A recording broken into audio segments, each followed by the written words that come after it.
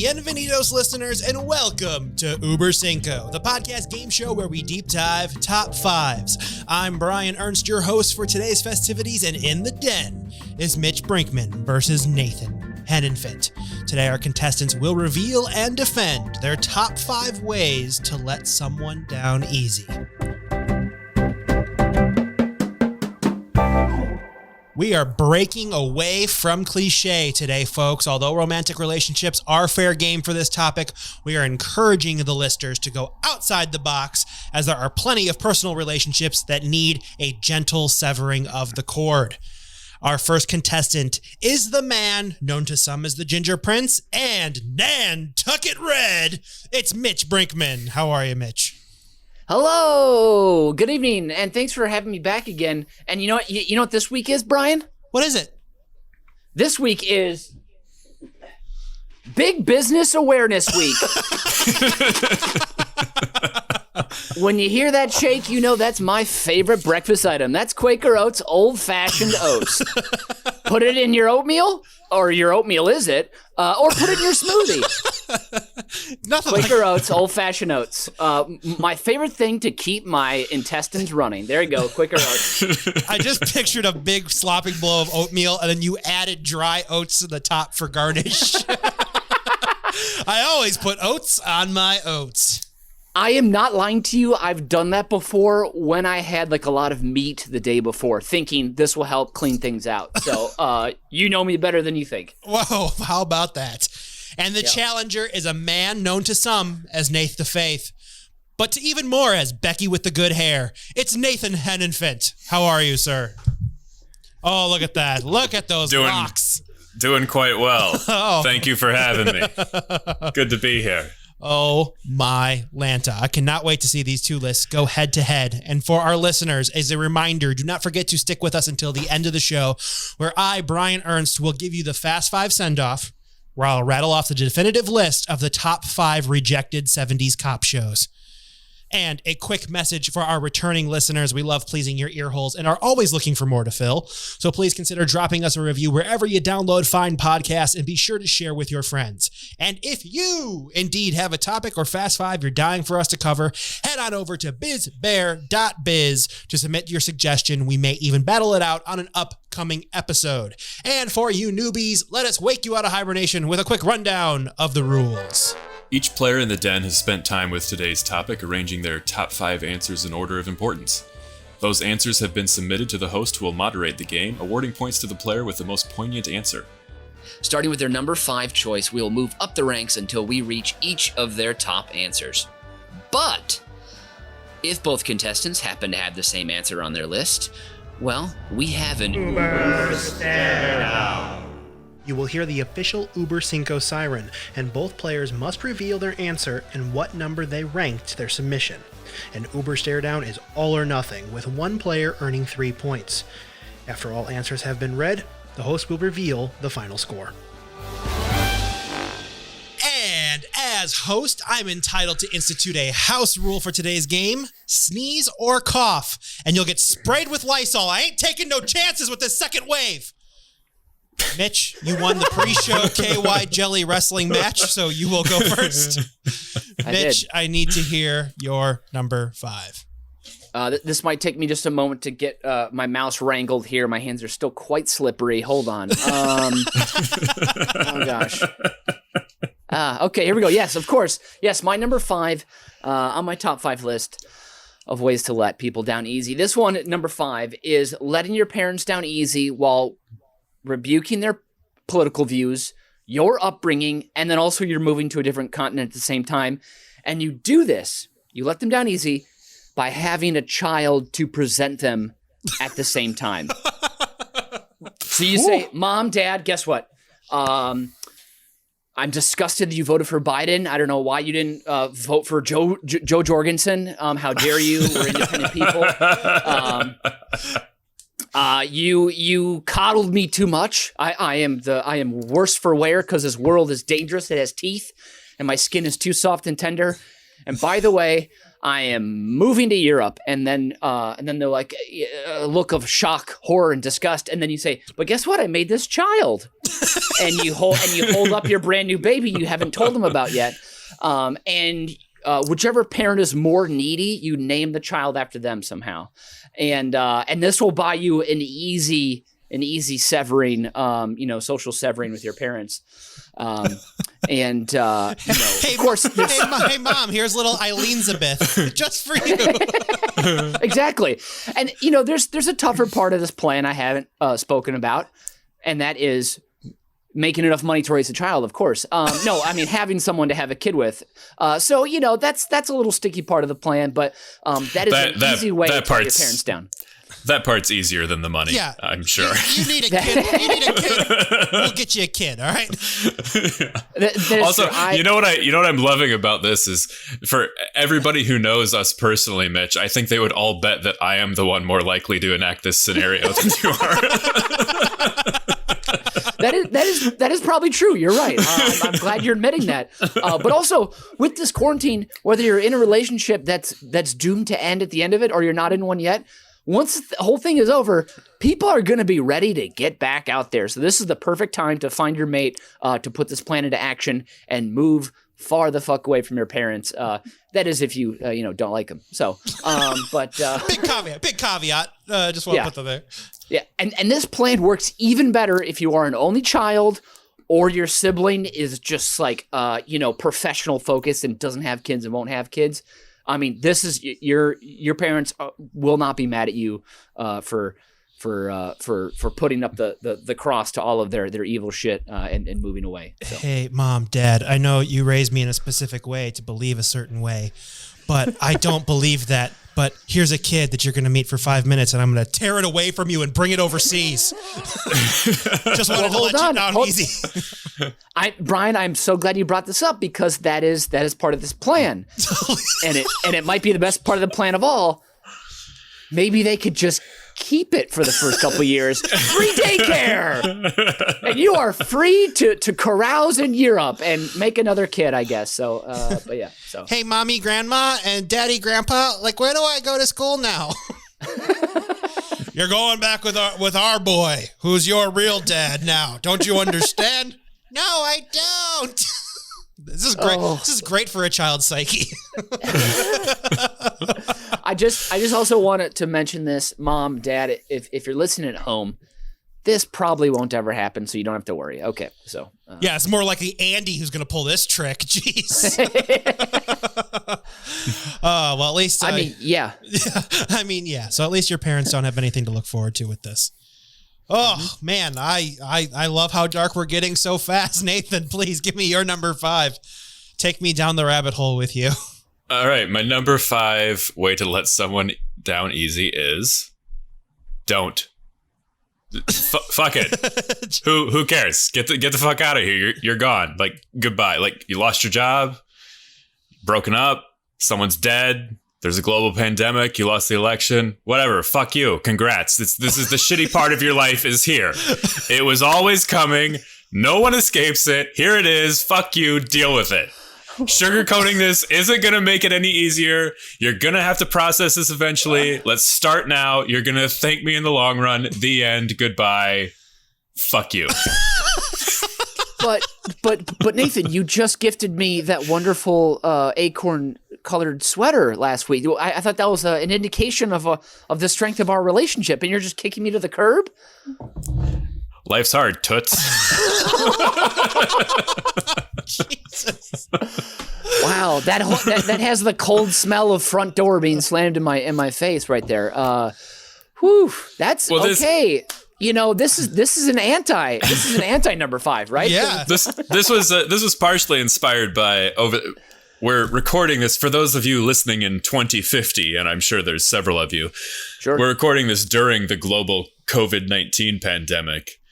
And all the people who've been complaining about it, not wearing masks, and I want to go back to a fucking baseball game or whatever. It's like, man, some part of your life was always going to be shitty. This is the part of your life that's shitty. So you got to do the shitty part of your life. And yeah, so, don't. That's number 5. Just don't. Just whatever. Wow. I would argue that the pandemic will give everyone an incredible excuse to excuse their own shitty behavior through the, when you finally go back to see your friends again, like, yeah, I haven't talked to you in 14 months. You're like, the pandemic. And then they're like, I never called you either. Pandemic. Yep. Pandemic, so. Weren't you stuck inside with nothing but time and the internet at your hands and you couldn't reach out? Yeah. This is me letting you down easy. Sorry. Yep. Oh, you didn't write that novel that you'd been talking about for 10 years, but you had 14 months alone in your house. Yeah, but my therapist says I shouldn't be so hard on myself because I'm going through it's a stressful and unprecedented time. So be gentle. Be gentle with yourself. That's not a real conversation I had, by the way. No. Nathan, why haven't you been sharing more writing? Have you not been writing? What's going on?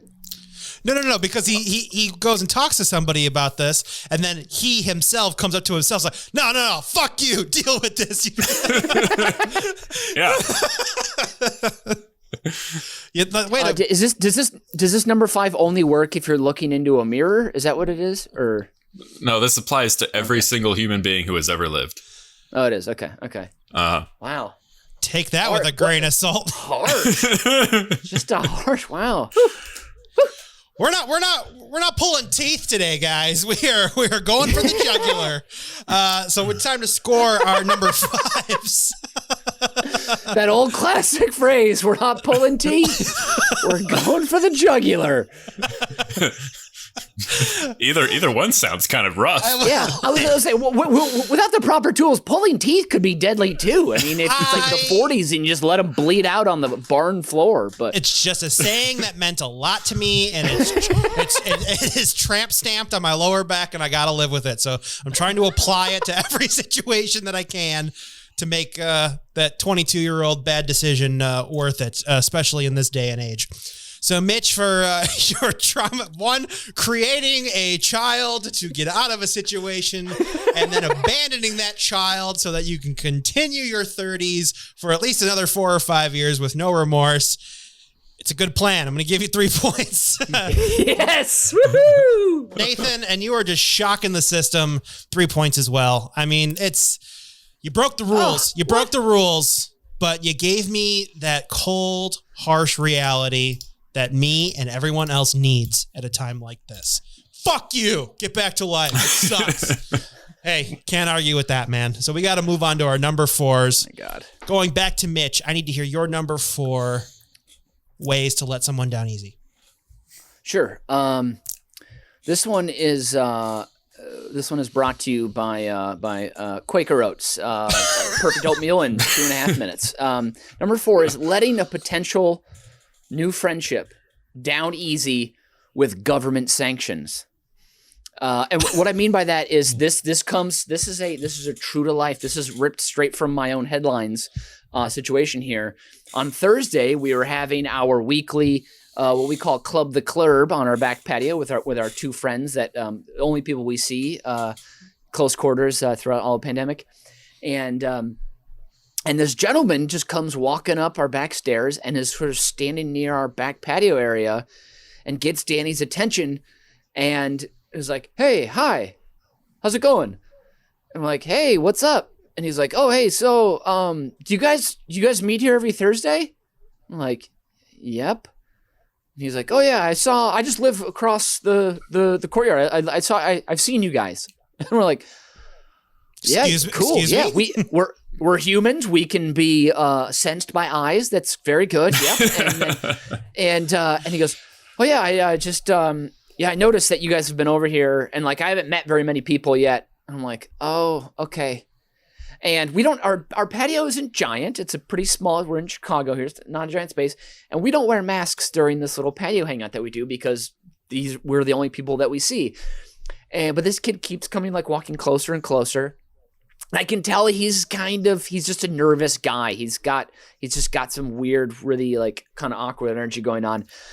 And then he's talking more and more about how then he mentions our laundry room is 75 cents cheaper per load to do laundry. And he keeps hinting at it. And I'm like, all right, he just wants the code to our laundry room. all right. And like, so finally I'm like, do you want the code to the laundry room? And he's like, oh yeah, that'd be great. Cool. And I give it to him and then he doesn't leave. And I'm like, okay. And then he's like, do you know, is your apartment have the same layout as like mine over there? What? And then immediately I started thinking, is this guy casing the joint? Like, is he trying to gain full access to just steal as much stuff as possible? But based on his social awkwardness and the giant like gamer headphones he had around his neck, and his jacket that he had, I could tell. I was like, this kid's just a little off. And I'm like, well, you know, these are condos. They're all different. Your rental thing, whatever. I'm sure they're not the same, but who the hell knows? Like, you're not going to come into our house right now. And then he says, oh yeah, you know, I've noticed you guys out here and you know, I've got some alcohol too. He says that I have alcohol too, which then I'm like, I am not going to invite you to stay for the rest of the night just on a whim here. Again, he's getting closer and closer. He's like inching closer. And then he says, he uses the phrase, also, I just invested in a bottle of Jameson. Invested. And I'm like, God damn it, this kid is not going to go away. And so I said, that sounds great. You know what? I was like, at another time, yeah, I'd love to come over. You live right over there. I was like, next week I'll just come over and I'll just holler your name, Patrick, and we'll have some of that Jameson. Sound good, bud? Sound good? And he's like, yeah, sounds great. And then he takes out his phone. He goes, but like, how about we just how about you just take my number? And I was like, oh God. Oh my. And I'm like, all right, Patrick, yes, I'll just take your number. And I took it down, and then I could tell there was that moment he was waiting, because I think he thought I was going to text him or call him right on the dot. But then I just go, all right, great, I have your number. I'll text you sometime this week, and we can talk about that Jameson, okay? Have a good night, dude. And Patrick goes, oh, all right, good night. And like turns and like walks away. And, you know, again, would have been way different if we had our masks on. We could have, you know, would have made people feel more comfortable. But so with government sanctions, I can text Patrick and say, man, buddy pal, chief, dog, my man, sorry. Stay at home order. I don't know you. I don't know who you've been in contact with. You know, maybe when this whole crazy thing is over, but then during this whole, you know, also maybe you have a government sanction, like you have a house arrest order against you because you committed a crime, that kind of thing. Also a great way to avoid friendships. But you know, with this, you should send photos. Maybe your favorite tequila, like a fun bottle of tequila, you know, like, ooh, like when we get to hang out, we'll share this, Patrick, you know, share some things that keep them excited or keep them thinking that you will be friends. I invested in this bottle of Cuervo. But then what are the long-term prospects on a bottle of Cuervo? I don't think that's that's not in my portfolio right now. It is not. I've been misled. Cuervo's the penny stocks of investing in booze. Yeah. And then like also like maybe you get a PS5 and you can be like, oh dude, look at this PS5 we're gonna play one day, and you know, have Madden and the GTA in your hand, like fanned out, you know, like you're like a Russian 12-year-old showing off what you have on the internet. You know, that like cliche. Send him a picture of like a big old fresh steamy plate of nachos that you're like, oh, if it wasn't for this stay-at-home order, we'd be splitting these, my man. You know, big guy, and then you just eat the nachos. So, man, this is the best way. You have to, if this is the plan you're employing, then you have to be praying for this vaccine to be delayed as long as possible. Because if they come out with this vaccine tomorrow and tens of thousands of lives are saved, you are fucked. So what I'm planning now is once the vaccine comes out, we will no longer do the Thursday Club, because we'll be able to hang out kind of all the time with people other places. And the club will no longer seem all that incredible anymore, right? Because, you know, we'll be able to go to real places again. And then Patrick will just like come up our back steps and like look for us every Thursday, and we won't be there. So just let me get this straight. Your plan is to take the number of this potential friend. Yep. Continuously text him, rubbing in his face all the cool things he's not doing with new friends. And then when this is all over, be like, yeah, you missed out on all that. We can't do that ever again. So what is your recourse after the world comes back on? Well, no, so I'll say that, once this comes back on, like we could do things like this, but then I'll text him less and less. I'll maybe send him a max of 4 texts, and it'll be all like maybe in the first 2 weeks, if that. But then by that point, he will have gone back to his life, and he will have hopefully people to hang out with again. But the recourse, I guess, will then be, or I'll just get caught in a friendship where I have to go drink, Jameson with this guy Patrick, who needs a laundry code, and I think he just doesn't understand social cues. He just wants you underpants. Well, that's what he wants. I am also hoping that because Danny and I and our friends look younger than what we are, I'm hoping that once he like realizes how old I am, because I'm sure he's like 23 or 24, then he'll be like, I don't know if I can connect with this guy who's 10 years older than me, and I'll be okay with that. So.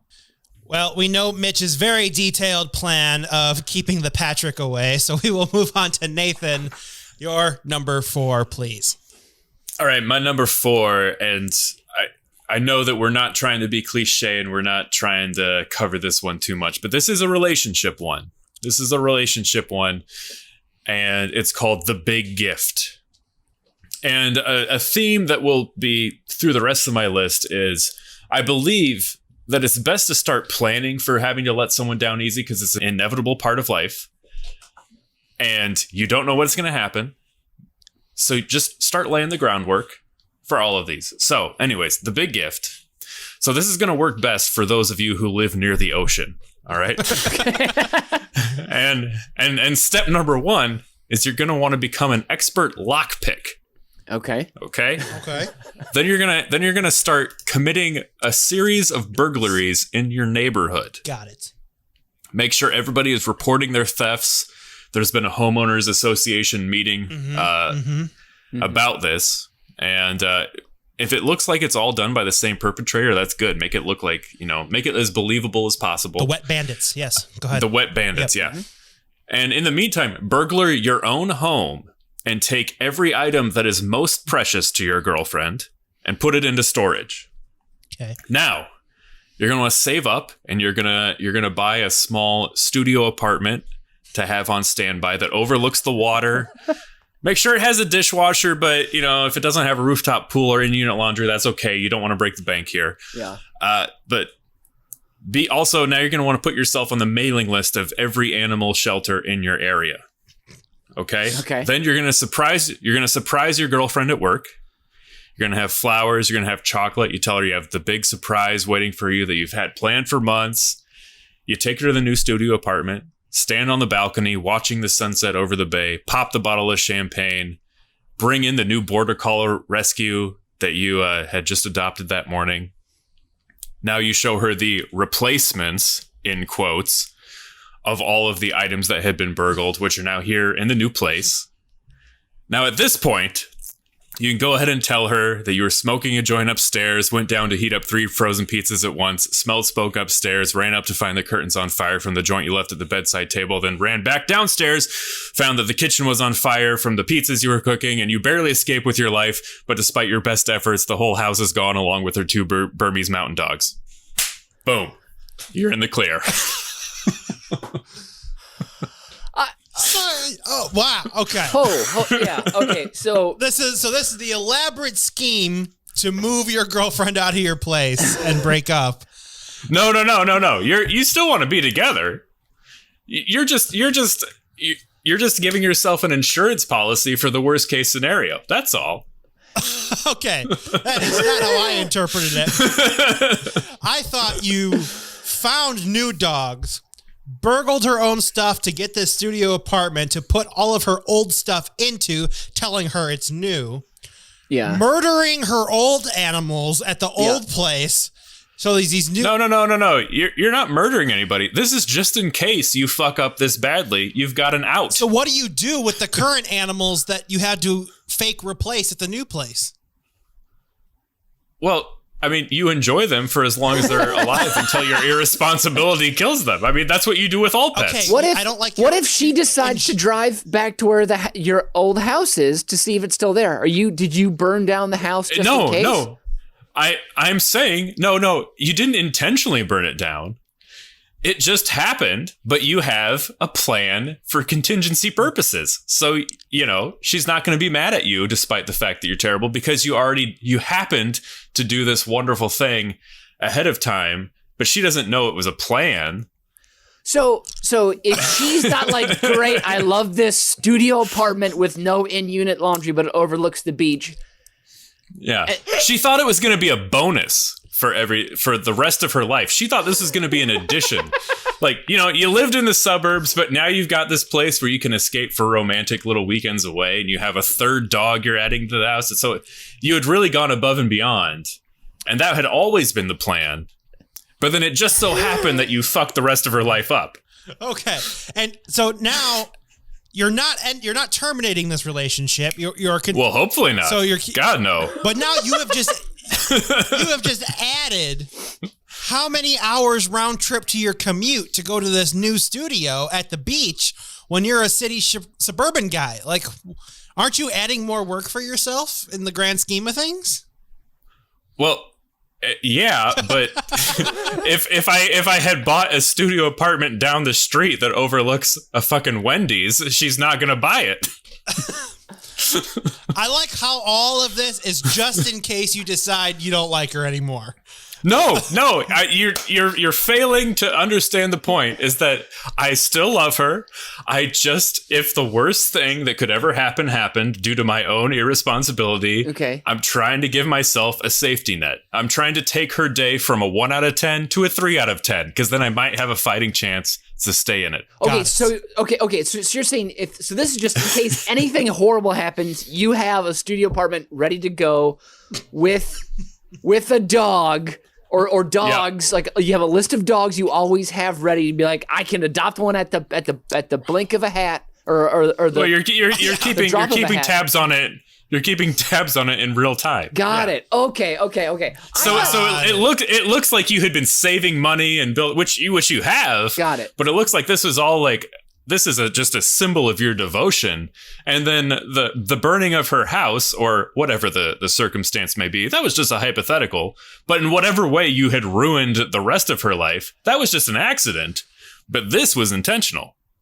Okay, that is all clear, right. Finally now. Yeah, okay. I got it. I just, got it. Uber Cinco, where the contestants confuse the hell out of the host, blow you to the moon, and drop things at the blink of a hat. So, it's just, how the hell am I going to score this round? The number 3 isn't that hard to say. No, it is. It is so hard to say because I don't think I'm still fully invested in this plan. So Nathan, you're only getting 1 point for this round because your specificity was not clear, and that is a big deal to me. Mitch, you know what? You just gotta cut the cord with this guy. Just tell him I don't like you to your face. And just go with the don't aspect of this. I think you kind of need it. So I'm going to give you 2 points because you could have gone a little bit more cutthroat, I think, on this and just been like, bro, you got to go. But it's an easy letdown. That's the whole thing, is the easy letdown. It's not the But here's the thing. You cauterizing slice. No. You tried the easy letdown and it wasn't working. So you have to go to a plan B, which is sever all ties. Okay, maybe Patrick, the easy letdown won't work with him. You're right. Yeah, maybe that's the case. But which is why I couldn't bring myself to put a number 3 on that bad boy. I hope you understand. That's fair enough. Okay, so we are moving to number 3. Mitchell, please bring us into it. So this one, I love letting people down easy with this one, and that is the very sad face and the shruggy shoulders, or the hands out like you've tried when a door closes, between you and another person. You're on the train, you're on the way to work, you're leaning against, the partition, you're reading a great book, you're into it, you hear the ding dong, like bing, doors closing, and you're like, okay, cool. Closing. And then you look up just as you finish a page, you look up and someone's like, they've got a canvas bag, a backpack, and they're, a shirt and tie on. They're like, I'm an intern at a trading firm, help, and then you're like, can only be described as chugging. They are chugging along. Yeah. And then you look up and you go, huh? Yeah. Ooh, oops. Like your eyebrows go up and your forehead, you get those wrinkles and your shoulders shrug a little bit. Maybe you step forward step towards the door a little bit, put a hand up as if you're going to maybe touch the door, and then you go, oh, sorry. And then it closes.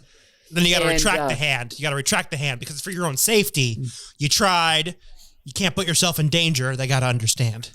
Or you can do it in the elevator scenario. You can point over towards the buttons, but they can't see. So you look like you're pushing that finger multiple times, but actually, you're just hitting air. You're not, or you're actually just hitting the door close button much faster. That's dangerous because if you're hitting air and they get in, they find a little spurt of speed. Then they're like, "Ooh, well, you just doing like a midair, button press? What the fuck, pal?" And then, I mean, that's a very special person to do that in a confined space like that. It is true that most people, want to avoid any and all confrontation in an elevator.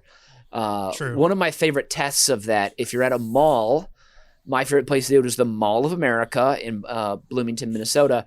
You get into an elevator and then you turn the other way. You stand with your back to the door.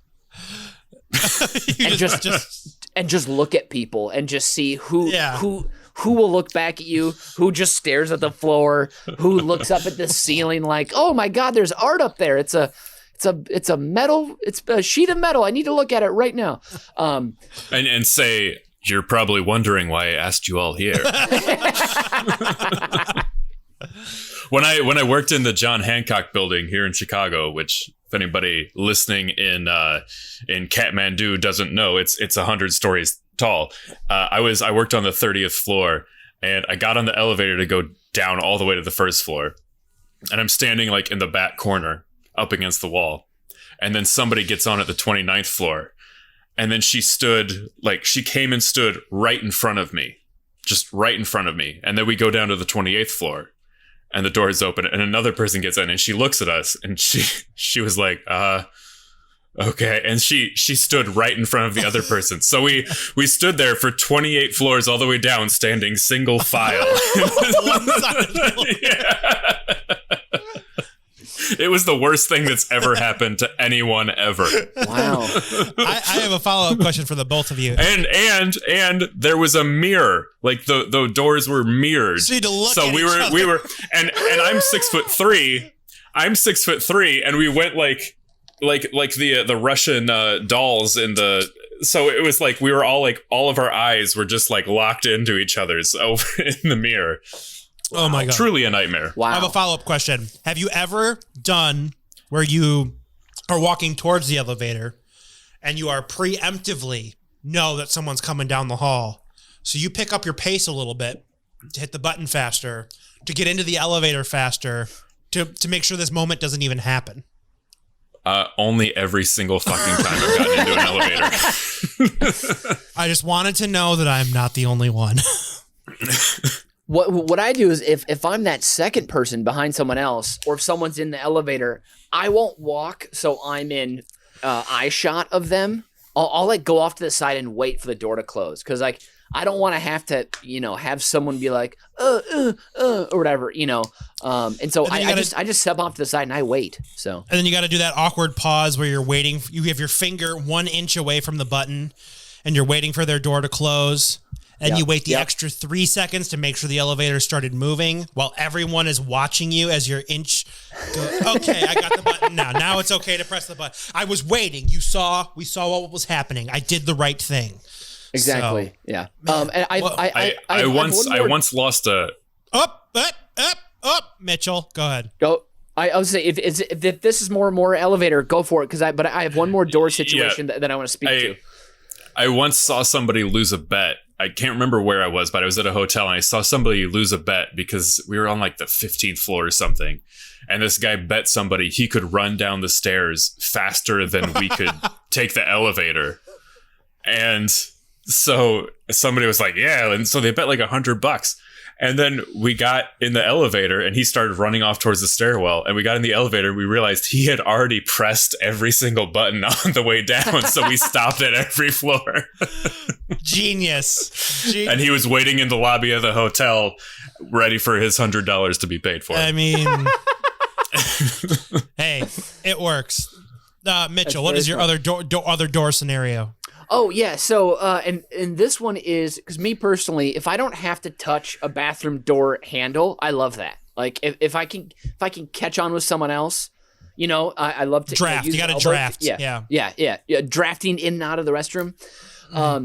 But so I will if I do have to touch the knob, I'll look behind me and I'll check, is there someone coming behind me? I will, you know, I'll wait a little bit for them. But sometimes people, they just have these like loping, slow ass gaits, you know, and you're holding the door for them. And then I'm like, and then you get the, you know, the eyebrows up, you know, the furrowed brow. And you're like, sorry. And then you close it. But then if that happens, I have to pee and wash my hands as quickly as possible. Like I have to get in and get out. I can't be peeing near that person. And who knows, like, because of course I'm sure most people care about 20% of the amount that I care about these social situations. But like, you know, that's just is my brain being like, they're going to think I am such a douche because I didn't hold the door for them and I wasn't polite. And now I made them touch the fucking germ-riddled handle because men are pigs and they don't wash their hands and they're just vile. But then that ticking clock that's in your head, then when you let the door close, you're like, all right, business time. Let's freaking do this. So yeah, that's the other situation that I think about often, which thank God they don't have doors that close at sports stadiums. Cause I can't imagine the amount of just weird social interactions that my brain would flag as like, this is horrible, you know? So, You'd still be one time I peed next to Danny Ainge at the United Center. That's a true story. Wow. For those of you listening in Wisconsin or Minnesota or any place except Boston or Phoenix, Danny Ainge is a Hall of Fame basketball player?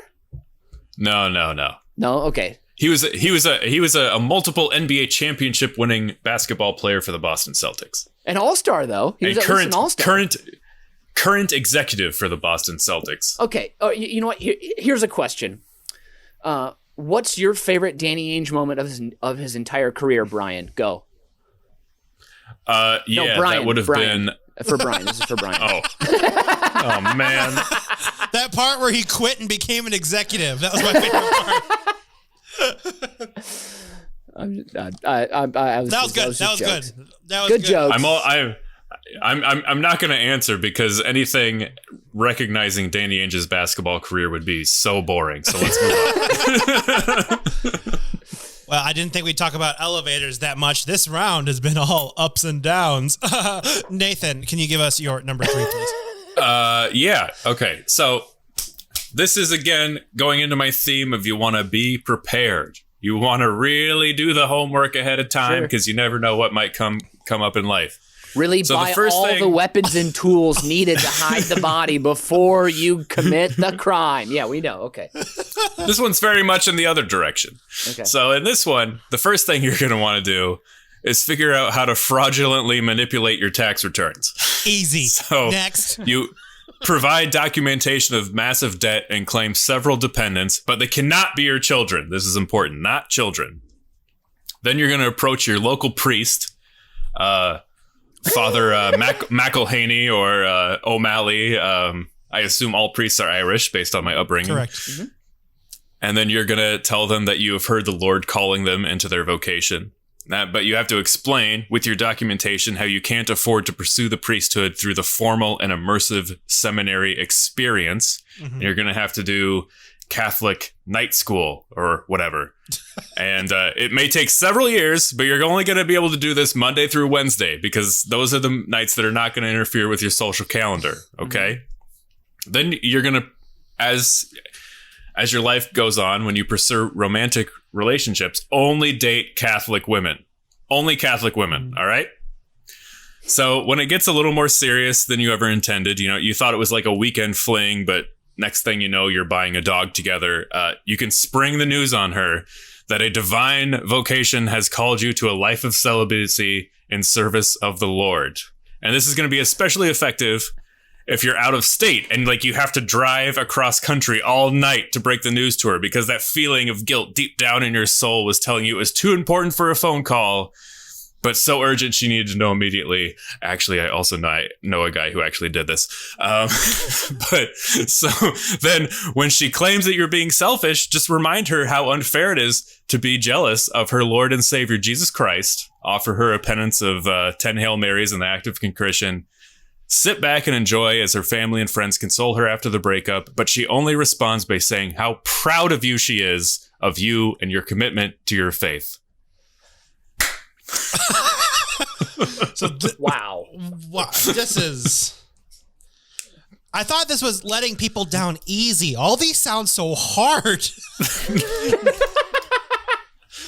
But you're not a devout Catholic like the women in this scenario who, if they are truly devout Catholics, this would be a win for them. Having someone they love become a priest, oh my God, what an honor.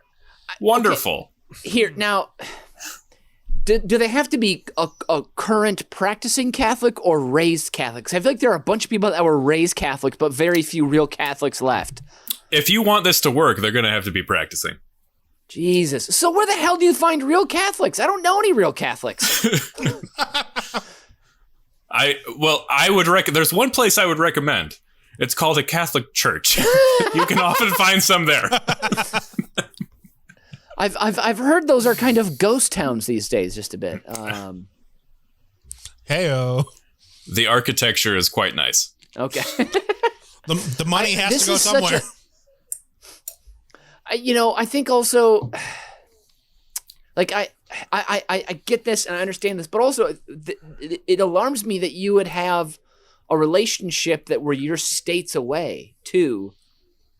No, you can just plan a fishing trip, whatever you need to do. Oh, okay. It's like part of it is you have to have a long distance relationship. No, I get this. I mean, I have had plenty of those in my life, but yeah. It's not necessary. I mean, this is the US&A, baby. We can drive for 8 hours and be a few states away in no time. It's fine. Yeah, I've actually. Go ahead. I would say I've experienced a reverse one of these before. One of my favorite priests as a kid, when I was being raised Catholic, Father Dick, he let us down easy as a flock, a congregation, because he fell in love with a woman and wanted to leave so he could, have sex and do a marriage. So, hey guys, I gotta get out of here because I got a pork. All right, so hanging up the collar, moving on to his. Gotta move on. All right, so take her easy, and we'll see you later. Papa's got to lay some pipe. All right. This priest was from the southwest side of Chicago, apparently. Where else would you be from? All right. We're gonna get a Polish, and we're gonna hit the road. All right. Let's go. I just pictured Nathan coming up with this plan, getting a little toasty, taking us out to a bar. And like, guys, this plan's going to be so easy. All I got to do is find a devout Catholic, start this possibly long distance relationship or a quick fishing trip. I'm going to lie to her for a long time while I'm taking these classes. I'm going to become a priest instead of just saying, hey, it ain't working out. So pretty good idea, huh? And we'd probably be 3 sheets to the wind. We'd probably be like, yeah, that's a great idea, man. You really thought this one through. So, wow, what a round 3. So, go for it. I'll say here's another way to get rid of a devout Catholic partner of yours. Just say you prefer Francis over John Paul II. I think that's I think that's an easy. Bam. I could talk for an hour on that. Wham bam. Brian's like, I don't understand what the fuck is going on. I get it. I know enough about history and the present times. Okay. Yeah. Excuse me. Papal infallibility. Well, they're infallible except for when I disagree with them. Exactly. Anyways, that's probably enough of that topic. Yeah, I think so too. I think it is time to score the number 3. Mitchell, this is an all too familiar scenario, so you're getting the full 3 points for it, of the elevators closing and the awkwardness that comes with it, trying to draft behind a ne'er-do-well peer and or pooper. Nathan, I'm going to give you 2 points because, again, this sounds like a lot of work, and I'm really trying to work with you here. But I guess you are letting her down easy by rattling and crushing her entire life. So the one sheet that I just don't think you care about people's feelings as much as I do, Brian. I just think I think you're looking at it a different way. I think you wanted to let her down easy, but what you're actually telling her is, hi, the man you love and was going to give you a family is leaving forever. So, 2 sides of the same coin? I don't know. Let's move on to number 2. Mitch? Yeah. So my number 2, this is also another romantic one. This is when you're letting down a partner easy. And perhaps you've been dropping hints about maybe you're not so happy anymore, but they're just not picking them up. So this is you're gonna throw a can of gas on the fire, if you will. And this is when you open up about your sordid criminal past, whether it's real or not, it doesn't matter. But what you want to do is select crime. So it's an easy extrication here. Select a crime that truly shows how much of a piece of shit you are, but doesn't involve her in a criminal conspiracy at all.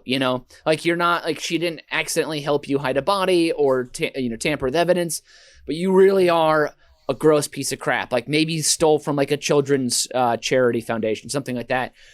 Maybe you bamboozled your grandma and were cashing her Social Security checks for the past couple of years. Hopefully you weren't buying her anything with grandma's money. And so then this will generate the quality amount of disgust in this partner, where they'll be happy with the relationship ending, and you feel guilty, but your heart is just so hardened and full of coal, and you just want to do so much crime, and you feel like you can't do as much crime as you want to around her, or him, and so it's got to end, But they're not in danger of jail time, but you really are just a slimy piece of garbage, and they should exit the blast radius, if you will. Maybe the next crime is gonna go over the line. Maybe you will have to go states away, and you don't want them to get dirty in the blast. So that's my number 2. I don't know what kind of lives you guys have lived, but burying a body together is one of the most romantic things you can do on a date. The lady and I buried another body by headlight in the middle of a cornfield. Oh, while we shared a nice Chianti with a side of fava beans. What kind of criminal do you think in recent history would have gone through with said scenario? Is there a serial killer you have in mind, or somebody else that may have put this into effect? Oh, I think not a killer necessarily, because those I think that because they won't feel good about, like, if you say like, hey, by the way, I've been killing people for the past 12 years, or whatever, 3 years. They're gonna be like, holy fuck, you're a psycho, get away from me, and they'll hate you at the end of it. This way, if you say, guess what, I've been embezzling from my sick grandma, they'll be like, I'm glad I'm away from you, but I don't physically feel uneasy to be around you, because like I'm not like an old person who can get taken advantage of, so it's that fine line you have to walk where like they don't feel physically sickened or afraid to be around you, but they don't want to be with you in a romantic setting. We're talking about. I'm feeling so much better. Yeah. I'm feeling so much better because I felt like I had gone way too dark on this, and now I know Mitch is coming down to the depths of the cellar with me. This is This is comforting. These are I am rolling around in the mud, rolling around in the mud for sure. These are fractions of pennies. They get rolled off into account. It's the pennies for everyone jar, okay? It's like Superman 3. Exactly. Exactly. That's the kind of criminal you're needing to be in said scenario. Yeah. Yeah. Not the bury a body together criminal. Yeah. And if you've been together for, I'm going to say more than 5 years, you might have to start another family, or you might have to, assume an identity and go on some trips and, really live in another person's skin, if you will, to really creep this person out enough to want to, to be okay with breaking up with you or for the relationship to end. So it is a very fine line to walk. But yeah, and if all else is lost, I guess you could murder, but that's not going to be an easy letdown. They are going to be very afraid of you, and it's and that next time you see them in the bulk coffee aisle at Whole Foods, you won't be able to say, "Hey, Trish, how you doing?" And then her go, "Oh, good." Trish. She'll still clutch her purse because she's afraid you might, pickpocket her or something like that and pay with her Amex. But yeah, what's that at conversation? Least she's not afraid of dying. Oh, you get that murdering under control? That's good. I'm glad you talked to somebody. You look healthy. You look real good. Okay. Exactly. All right. So we're on the same page now of what kind of criminal you need to be to let this romantic partner down easy. So Nathan, your number 2, please, to go against Mr. Criminal over here. All right. I call this one the Shell Corporation. All right. This is for folks out there in middle management. So the first thing you're going to want to do is you're going to want to take a lesson in speaking with a German accent, or it can be any accent, doesn't have to be German, any language you choose, but you want to become really good at least one foreign accent because you're going to have to use this later. Okay. Then you want to buy an office building, like an old abandoned office park, in strip mall, the ones that you see vacant with the for rent signs that are going to be demolished in 6 months or so. They're going to be on the cheap. Go ahead, dive in there and get one. Have that on standby. Have a cleaning crew once a week. Keep it looking good. Have the Wi-Fi connection in top notch. Keep the fridge stocked with iced coffee and string cheese. Then, when Bernie from accounting just hasn't been pulling his weight, but he's a good guy at heart, and he's got a wife with terminal shingles and 2 kids that they need thousands of dollars a year to support their lacrosse habit. Ugh. At this point, just tell him he's been transferred to the office across town as part of the restructuring happening because the overseas corporation has just bought you out. Yep. And it just so happens to be from a country whose primary language is from whatever accent you just learned. So he won't be reporting to you. He'll be reporting directly to the CEO of that corporation, whose email account you have created. And you're also going to want to have a fake HR account just to be on the safe side. Easy. Sure. Then you're going to send 30 of your most trusted team members to work remotely from the new location for 2 weeks alongside Bernie. But then you're going to cut off all of his payment and his benefits. You're going to effectively terminate him. Then when his paychecks don't clear, his doctor won't accept his insurance when he tries to have corns removed from his left foot. He's going to be calling to complain, but you'll already have rerouted any phone calls from his new office straight to yourself. You speak in your new accent. You give him the runaround with every excuse you can possibly think of. Eventually, with enough stonewalling, lack of payment, lack of benefits, Bernie will quit of his own accord and your conscience will be clean. Wow. I mean, another easy letdown that involves buying real estate. Love it. Two real estate transaction listed out. Love it. But this again, this is how much I care about other people's feelings. But this one I follow. So this is great. So what's brilliant about this is you only have to learn the accent for the calls that get routed to your phone. You don't have to have this accent up for years leading up to this because you've transferred him to the new corporation. I think this is brilliant.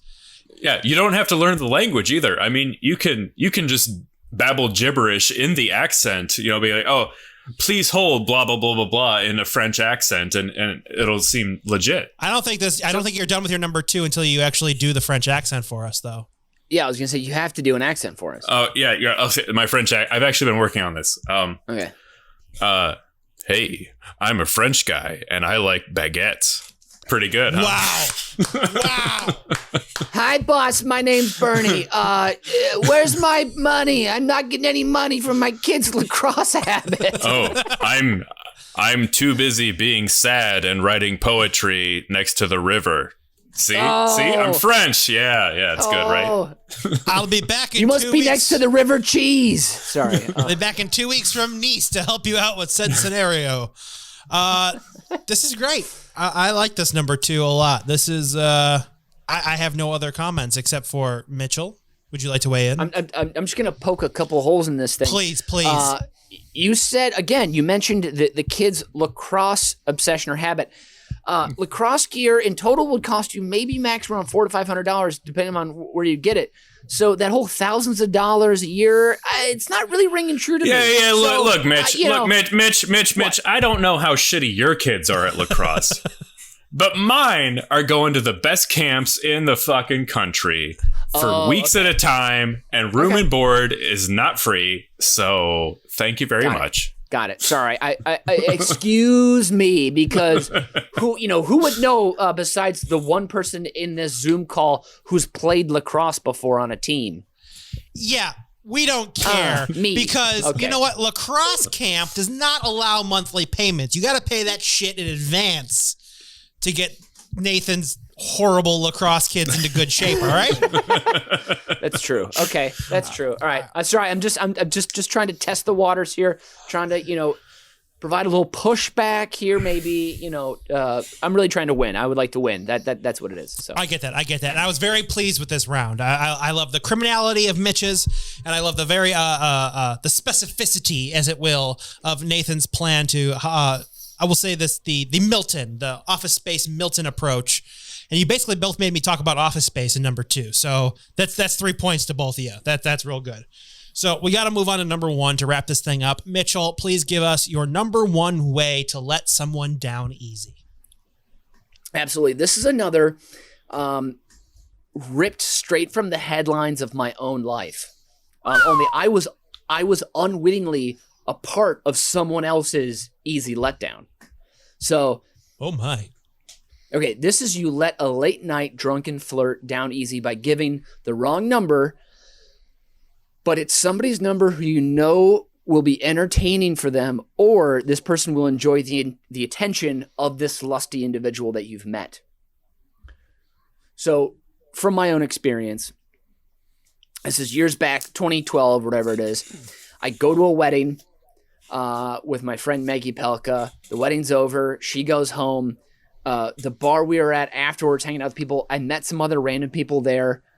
The party continues. I keep hanging out with some folks. I meet a young lady. We talk all night. We're having fun.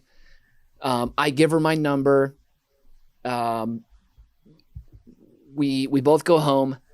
Monday comes 2 days later, and I get a text from this number Monday morning, being like, oh my God, Saturday night was like, oh, such a wild ride or whatever. And I'm like, holy crap, this is the girl. Awesome. Start texting her. I find out in about 10 minutes after this person asks, how come you didn't come back to the room at the Holiday Inn on Saturday? Like, we were having such a nice time. How come you didn't come back to the room? And I was like, what the? I was very confused. Turns out someone in New Jersey met a woman at a Holiday Inn bar and gave her my number, and this woman texted me, and we texted for like 45 minutes on my way to work. and then I finally figured it out that it wasn't the same. This wasn't the same woman. And the woman I met never texted me. But so I continued to text with this lady for like 2 years on end. Every now and again, she would text me, like, it was normally like late at night. She had a couple kids. She was a bit older. And, but it took a long time to figure it out. And this woman also had like kind of a sordid dating history. At one point, she texted me. She was dating a guy who lived out of his truck and his storage facility, and he wanted her to be with him and marry him so he could get dental insurance. And yeah, Not medical. Yeah. Just dental. right, yeah. And I remember that one weird detail. I was like, what a weird thing. Why not just all the insurance? Why just dental? But so I randomly came across a screenshot from one of my conversations with this woman, and I'm going to share this with you very quickly. Again, I don't have a lot of context here, but basically, I'm texting first here, and I'm only getting half of a text here, but my text says beef lunch for tomorrow. Period. Watching basketball. Maybe I'm making some beef for tomorrow's lunch. I don't know, but at that point, I was watching basketball, and this woman was going to Minnesota at this time. This is June 5th, like 2013. So this is like a year later from when we first texted. And I said, "Why are you going to Minnesota for?" She said, "I need a taste of that beef." What? Huh? A month later, she texts back. I didn't respond to that. She texts, "I got the bouillon taste on my lips." I said, "If you can taste bouillon, you're ready for some real beef." Wait, you said that back? This is I said back. Okay, and I want to say I only texted her when I was like late at night after some drinks, and it's like, you're out with friends and you get bored or whatever, and kind of like, oh, let me see if there's any, can drum up any weirdness or some stories with this random text number. And then she says, "I'm with an ear, nose, and throat doctor, but mostly throat." And for those of you who aren't watching the video of this, me and Brian's eyebrows have both like gone past our scalp all the way to the back of our head. Yes. And then to that, I said, "What's the diagnosis? Irish siren?" ? Because she was of Irish descent, this woman. And so it was those kind of like weird sexually tinged text messages or whatever, but it always made for a good story. We were never in the same state. It was always weird and random. It wasn't like we didn't text all the time, nothing like that. And so if you can let someone down easy by directing them towards someone that's fun to text, make them forget of your meeting late night at whatever crappy Holiday Inn bar you're at. If you're in the position of giving the fake number, make sure you vet your numbers. Maybe it's an acquaintance and someone's like fun. Share their number. There's a good chance it won't get back to you. Who knows? Or just like this guy, roll the dice and give out a random number and hope it turns out well. But I have to say, though, from this very sad story of this woman being left to wait for a guy somewhere in a Holiday Inn and him never returning, came to be a pretty nice little story, I think. So I think that is a great way to let someone down easy. Make sure there's someone on the other end to text them back, though, that will enjoy it. So there it is. There's my number one. It can work sometimes. So, I mean, it was really good fortune that it was somebody whose gender and romantic inclinations actually matched up, because it was like some dude named Trent who drove a pickup truck on the other end of the line. Things may not have gone as well between you and Trent. There's always a Trent. That is different. And what I think happened was the guy who gave out a fake number, he was from Minnesota but lived in Jersey. So my guess is he gave out his number but just changed a couple, like flipped a 2 and a 7 or whatever and a 4 and a 0 or whatever, and so gave out my number instead. But like based on this woman's decision making and sort of like, I don't remember all the stories, but I remember the feeling though when she shared stories about dates she'd been on. I would just, the immediate reaction was, what the fuck? Why would you go to a storage facility with a guy on a date? Like that's where you're going to get killed. But Yeah. Also, may I jump in and also say I apologize to any listeners who are named Trent and drive pickup trucks and are gay. I did not mean to stereotype you. That was very unfair of me. I apologize. To all the Trents and Trishas out there, we deeply apologize for this blow you to the moon episode of Uber Cinco. What a phenomenal detailed story. Nathan, you got your work cut out for you to tackle that number one. So lay it on us. Oh boy. Okay. Well, my number one is the fish switch. The fish switch. So again, we're talking about planning ahead here. So start early, ladies and gentlemen. So this is most effective if you live in a large city. You want access to the largest populace you possibly can in order for this to work. Mm-hmm. First thing you're going to do, start scouting out every nursing home you can within a 50-mile radius. Done. Even volunteer at as many as you can. Pick up as many shifts, early morning, late night, lunch break, whatever you can. Keep a tally of the nurses' shifts, their comings, their goings, the movements, the layout of the floor plan. All of that's going to be very important. Get to know the security code at the door. For any residents of the Roseville, Illinois nursing home, it is, I believe it's 3421, has been since 1999 when my grandma the first of my grandmas who lived there. If you want to get the fuck out, now's your chance. 3421, go for it. So while you're in these nursing homes, from the jump, find out where all the residents with dementia are. Okay? Now, you're going to want to make a list of at least 5 of lookalikes of every grandparent in your life. Okay. Now, and this is especially important if you have children. This is mostly for your kids. Whenever any given grandparent dies, you go to volunteer at the nursing home where their closest lookalike, saddled with dementia, is residing. God. Tell them that you are their nephew from their spouse's side who's come to take them home, finally. It's finally happening. You start addressing them by the recently departed's name and feed them as many details as you can about their life. Approach the grandchildren in question. Tell them that grandma or grandpa's been going through a tough time and memory loss and confusion are just an unfortunate part of old age. And they may not recognize them at first and the details will be hazy, but it's still them and they still love you, even if they claim they've never seen you before. Now repeat this process with your list of replacements until you feel your child is old enough to handle the cold, hard reality of death. Boom. Wow. Wow. Wow. This is like replacing the family dog with the same dog over and over until the person's 30 and it finally clicks for them that they've had the same dog since they were a child. Yeah, well, switch the fish. Yes. So I am amazed again at how much location scouting is needed for this to be pulled off. 2, just the pure devious nature of it. Just I love. That part's great. Also, you're not hurting one person, you're hurting multiple people by lying to the child and confusing the elderly person even more. More people are being strung into this web of lies. I love how dark this is.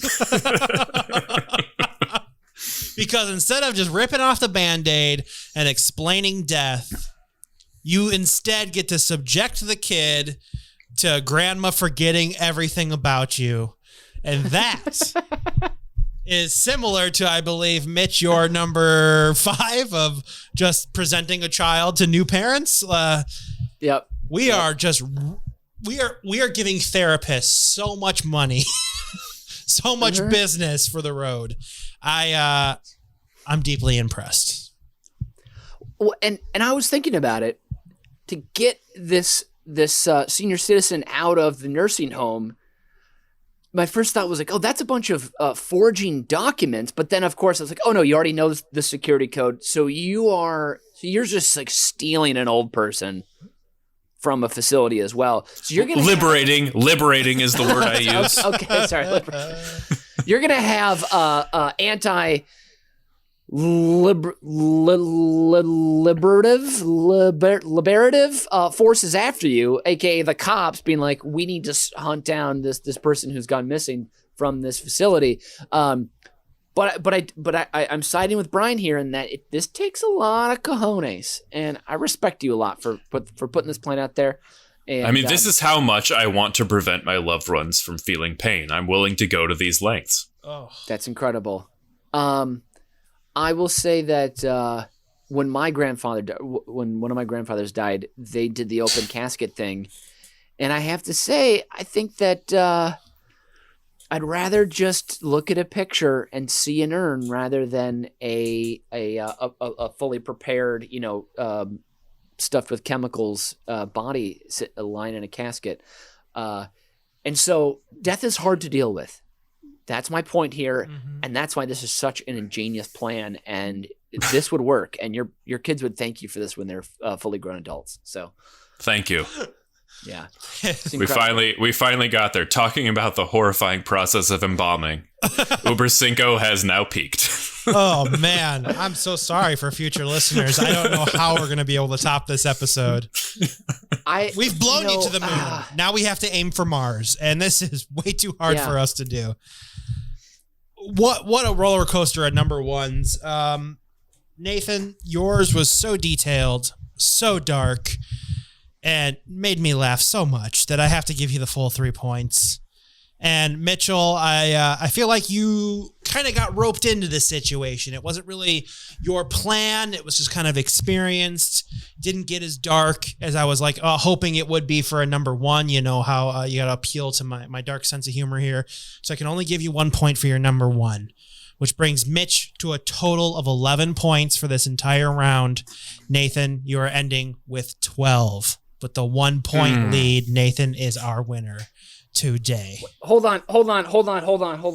Recount. Stop the count. Stop the count. Stop the count. Let me file an appeal. Okay, this woman who I began a very on again off again text relationship with.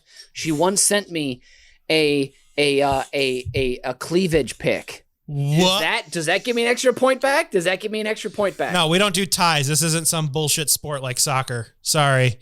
Oh, moving on. Low blow. All right, we are going on. We cannot leave today without revealing my Fast 5 top projected 70s cop shows.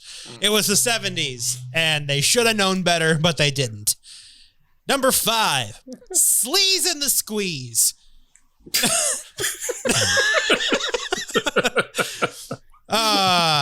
Known to you don't even have to describe it. You can just move on. I like that. Oh, it's like, God, I have to say this now. Oh, shit. So, why did I write this? Oh, crap. Known to the precinct as Mike the Sleaze, a take your wife to work day goes south, as Mike's main squeeze has a better knack for solving crime than her ball and chain. Hitting the street is sleaze and squeeze. Crime ain't got nothing on matrimony. Moving on to number 4. This is McDonald and Cat. Frank McDonald was a no-nonsense detective. Catherine was his partner and a woman. And he couldn't take her antics of having her own opinion and being independent. So he wished she would just go away. Unfortunately, Frank made his wish at midnight, and now Cat is a cat. McDonald and Cat. There's no stopping partners with 9 lives. Number 3, Girls in Blue. Girls in Blue was a great concept promoting female empowerment, but a trifle of studio notes and male execs turned this failed show into models with guns and no plot. A Charlie's Angels ripoff featuring an all-female police staff, the scantily clad crime fighters of Danger Beach, California, want to just do their job. But crime is up as their high heels sink into the sand, leaving DBPD with no arrests and uneven tan lines. A 1976 TV Guide review of the pilot simply printed the word misogyny 500 times. 0 stars and 8 thumbs down. Number 2. face.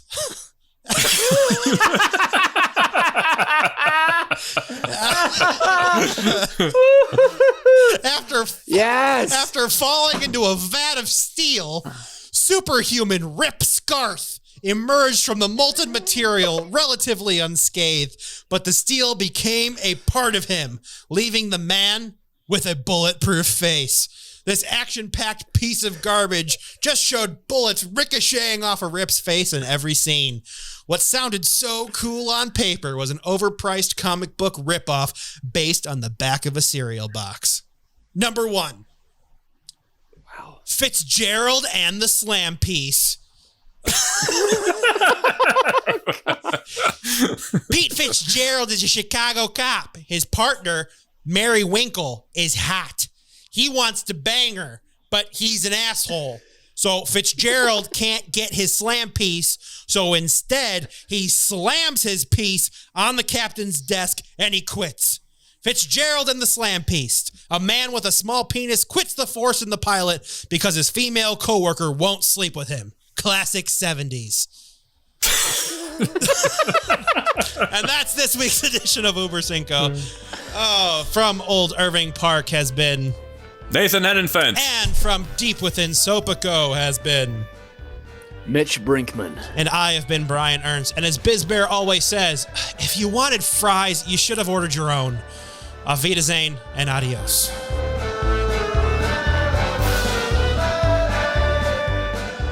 You've just listened to Uber Cinco, a production of UBK Studios. Subscribe to the show on Apple Podcasts, Spotify, Stitcher, or wherever you get your fine podcasts from. If you like what you hear and want to support the show, please visit our Patreon site at patreon.com/UBK Studios. Every little bit helps us keep the lights on and the bill collectors at bay. Keep tabs on us on all the social media at UBK Studios, and most importantly, subscribe to our YouTube channel so you can see that we really are just a bunch of good Midwestern boys.